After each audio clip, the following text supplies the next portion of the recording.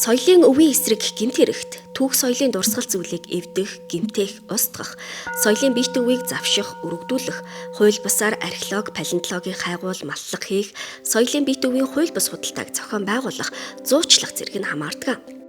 Прокурорын байгууллагаас 2024 оны эхний хагас жилийн хугацаанд соёлын бие төвийн эсрэг 26 гэмт хэргийн мөрдөн шалгах ажиллагаанд хяналт тавьжээ.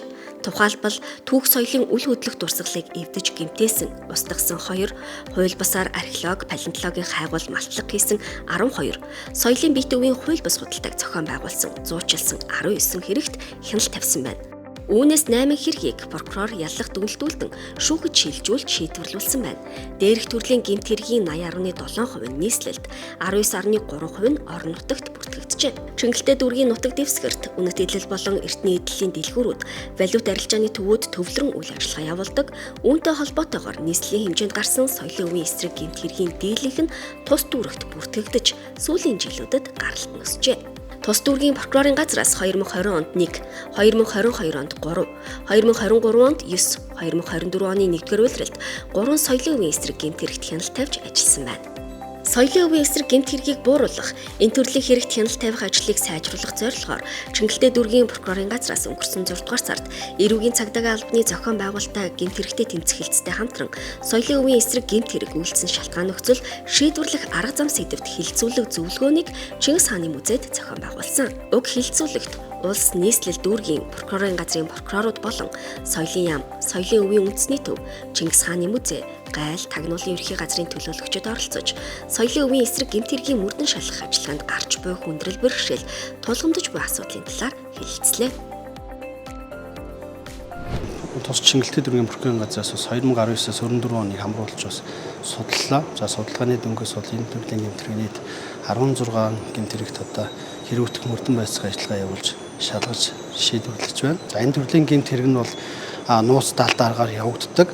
За энэ гэмт хэргийн онцлог нь гэвэл одоо түүх соёлын дурсгалт өв эд зүйлүүд бол хамаарч байдаг. За соёлын өвийн тухай хууль зааснараа тухайн археологийн олбор нь бол төрийн өмч байна гэж заасан. Гэтэл иргэд тухайн хууль эрх зүйн мэдлэггүйгээс болоод за зарим нь бол аж ахуй нэгж үйл ажиллагаа явуулж байгаа байгууллагууд бол санаатаагаар бас энэ гэмт хэргийг үйлдэж чинь гэж үзэж байгаа юм. Учир нь тухайн олдврыг одоо төрийн өмч гэдгийг анханасаа мэдсээр байж тухайн олдварт археологийн дүгнэлт гаргалгүйгээр зөвхөн соёлын өвийн эд зүйл гэдэг байдлаар худалдаж авч төрд хохирол учруулж байгаа нөхцөл байдал бол байна гэж үзэж байгаа юм. Төрийн өмчийг төрийн мөнгөөр өөрөөр нь худалдаж авч байгаа бид бүхэн бас энэ аж байгаа үйл ажиллагаанд бас албан тушаалтанд байгууллагууд бас холбогдоод байна. Энэ төрлийн гэмт хэргийг тийм учраас бас төрийн өмч заавалчгүй нь олдвуудыг бүртгүүлэх, цаашдаа төрийн өмчт авах гэсэн юм санал санаачлагыг бол гаргаад ажиллаж байгаа. Цагдаагийн ерхий газрын даргын тушаалаар эрүүгийн цагдаагийн албаны зохион байгуулалтаа гэмт хэрэгтэй тэмцэхэлсэн бүтцэд энэ төрлийн гэмт хэрэгтэй тэмцэх нэг чиг шинээр байгуулж, за Монгол Улсын эрүүгийн хуулийн 25 дахь бүлэгт заасан соёлын эсрэг гэмт хэрэгтэй тэмцэх гэмт хэрэгт мөрдөн шалгах ажиллагаа явуулж байна. За мөн цагдаагийн байгууллагын зүгээс сүүлийн 3 жилийн хугацаанд нийт 30 хэрэг хүртэлтэй эрэгт мөрдөн шалгах ажиллагаа явуулж 15 хэрэг хүртэлтэй эргийг эргүүрийг ялчаар татаж за нийт 8 бүлгийн 16 этгээдэд холбогдох хэргийг шүүхээр эцэслэн шийдвэрлсэн байна. Соёлын бие төв археологийн олдврыг өндөр үнээр арилж алдаг учраас иргэд ашиг олох зорилгоор эртний булш хэрэгсүр сүм хийдийн үлдэгдэл бүхий газарт хууль бусаар хайгуул малтлах хийх түүхийн дурсгалт газруудыг сүйтлэх тохиолдол нийтлэг гардаг. Мөн малтлах хийхдээ олдвруудыг гэмтэх, төрийн өмчөд байвал зохиох археологийн олдврыг бусдад арилжих зэргээр гэмт хэрэг үлдэгдэж байна. Мөн иргэд хууль эрх зүйн мэдлэггүйгээс болж энэ төрлийн гэмт хэрэгт холбогдох тохиолдол гардаг байна. Тухайлбал соёлын өвийг хамгаалах тухай хуулийн 30 дугаар зүйлд түүх соёл, шинжлэх ухааны ач холбогдол бүхий үнэт зүйл оршин байгаа нутаг дэвсгэр газрын хэвлэлийн төрийн хамгаалалтад байх бөгөөд альва олдвор нь төрийн өмч мөн гэж мөн олдвор илрүүлбэл илрүүлсэн өдрөөс хойш 30 хоногийн дотор тухайн сум дүүргийн бүртгэл мэдээллийн санд заавал бүртгүүлнэ гэж заасан байдаг. Тиймээс иргэдэд хууль эрх зүйн мэдээлэл хүргэхээс гадна иргэдийн гарт байгаа соёлын өвийн эд зүйлсийг бүртгэлжүүлэх асуудлыг хилцүүлгийн үеэр онцолж байсан.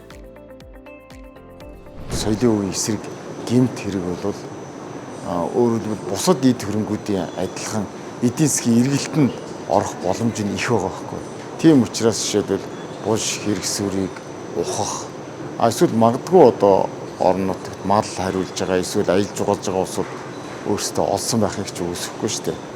Тэглээ гэж бодоход энэ бол хууль заасны дагуу энэ археологийн олдвор бол улсын өмч байдаг юм аа. Өөрөөр хэлбэл эзэнгүй хинч одоо хамааралгүй зүйлийг зүгээр хөвтөж ийн гэж байдгүй юм шүү. Эн чинь бол цаанаа төгсөлийн дурсгалт зүйл мөн бол биш бол мэргэжлийн байгууллагаар тогтоолгоод ингэж явж байгаа шаардлагатай байна. Соёлын үеийн эсрэг гэмт хэрэгч угаасаа зөвхөн Монголд байгаа зүйл биш. Гадаад дэлхийд дахин тэр чигээрээ байна. Монгол улсын гаралтай зүйлүүд бид нар бас гадаадаас ирэн суралжилж байна. Гадаад улсаас ч гэсэн ер нь бол гадаад хууль ёсны эргэлтэнд орсон эд зүйлийг Монгол буцааж өгөх үйл ажиллагаач бас хийж байна. Америкийн нэгдсэн улсаас хэд 2-3 удаа үйл гөрлийн олдвруудыг буцааж өгөх ажлыг зохион байгуулалт хийлээ. Одоо Францын Лион хотод одоо хууль ёсаар гарсан Монголын гаралтай эд зүйлийг одоо шүүхэр хилцэх ажиллагаа явуулж байна.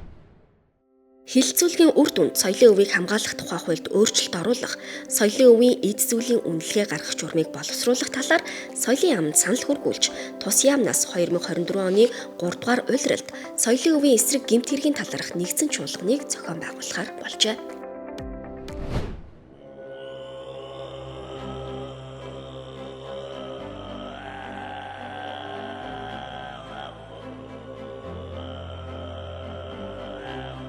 Өвөрхангай аймгийн Хар хорин Хужирт Батүлцээ, Архангай аймгийн Хашаад Хотон сумдын нутаг дэвсгэр Орхны хүндийн сав газарт эртний нүүдэлчин угсаатан монголчуудын өвөг дээдсүүд олон 100 жил дамжин нутаглаж тухайн цаг үеүүдийн түүх, соёл, шашны олон мянган үнэт дурсгалт зүйл соёлын өвүүд хадгалагдан үлджээ. Уйгурын хаан тулсын нийслэл Хар Балгас, Түрэг улсын хаан Бэлэг хааны онгон тахил, Монгол эзэнт гүрний нийслэл Хар хором хотын тойр, Бурхан шашны Эрдэн зуу, Төвхөн, Баруун хүрээ Шанхи, эртний угсаатны бунхан хэрэгсгүүр, чулуун хөшөө, Бурхан тахил зэрэг Монголын ард түмэнд өв уламжлагдсан ирсэн осгүй үнэт зүйлс өвүүд бий.